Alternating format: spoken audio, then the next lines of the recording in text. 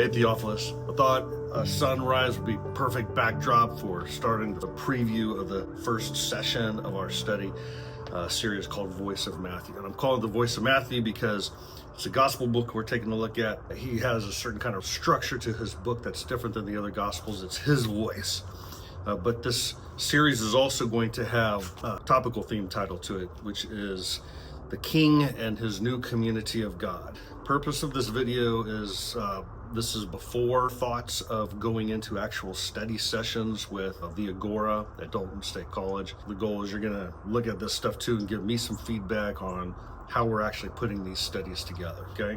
And so I would like to first do a big picture at the beginning of each study session of what is the overall place we are in this series.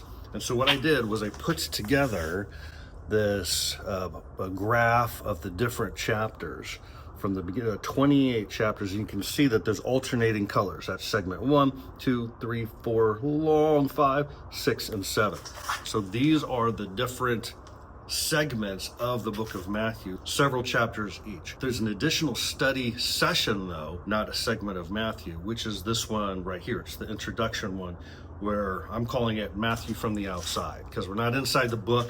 We're taking a look at it almost like Matthew is a piece of literature. So it's kind of like a scripture as literature look. And so in each one of the study sessions, what I'd like to do is a couple of zooms, right? Like zoom out, zoom in. The first one would be zoom way out, take a look at where are we in the book of Matthew right now. I think that helps each week frame the text that we're at that point, and it reinforces our growth of scriptural literacy building.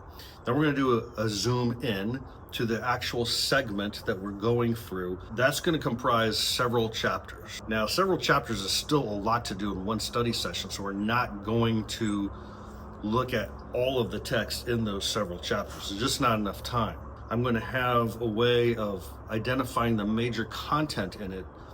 And for some of us who have read the scriptures, we'll look at it and say, oh, yeah, that's familiar. I remember seeing that. But in each one of these segments, I really want to take a look at a select passage to chew on it.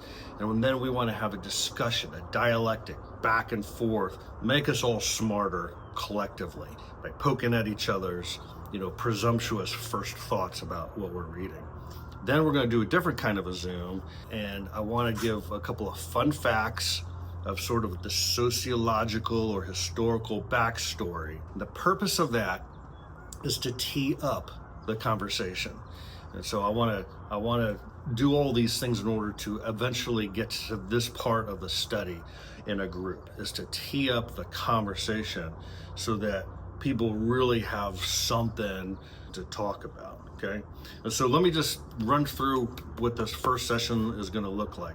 It's got a great big picture of what we're doing, and this is going to be the same on every week's study. It might be helpful to actually, as a group, just read that briefly. So I've got an action 1, an action 2, and an action 3 right here. The first one says, take a look at my first box.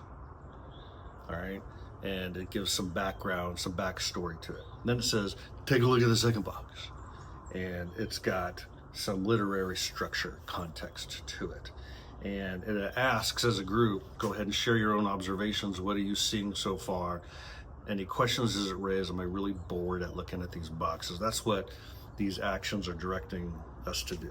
And so let's take a look at Matthew's first audience context real quick. This book is written probably in Jerusalem at a time where the Christian faith has evolved culturally, ethnically. These gathering places, house churches, whatever, are starting to form under different styles and different ethnic traditions, the same faith of following Jesus with the Jewish root at the core. And so you can see how this is moving towards an eclectic city representation of the faith of Christ. And you just got to know that community leaders and apostle-minded people and prophets are thinking, how do we relate with one another with a common witness in the city while retaining our differentiations? And all of a sudden, Matthew starts writing this book.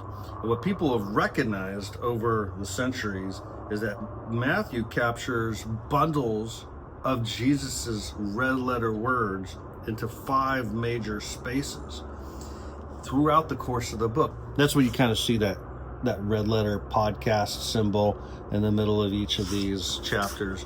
And it's curious because you put those two things together. You put the idea that here's an eclectic community needing its leaders to get together and say, how can we imagine faith together? And then secondly, you see Matthew structuring his book where there's packages of Jesus's red letter words, each people building talks. And you put those two ideas together, the need to bring everybody together under some sort of common talking point, and then a book that's got people building talking points on it. It just seems obvious to me that faith community minded leaders would see this as a great resource to get together and to chew on it together and say, how can we imagine community together? Okay. And so what I'm doing in this first study is I'm teeing up our group to think like that. Let's step into their shoes and go through the book like that. Oh, we got to take a look. Look at these guys.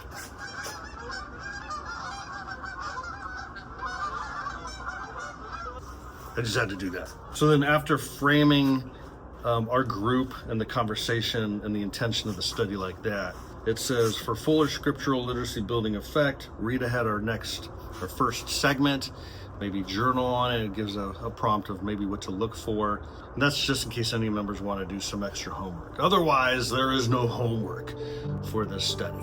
But I like the idea of a real fast-paced thing so we can go on to a next book and do the same thing. And it just kind of keeps people on their toes, okay? Give me any feedback you got. Catch you next time. Peace out. Bye.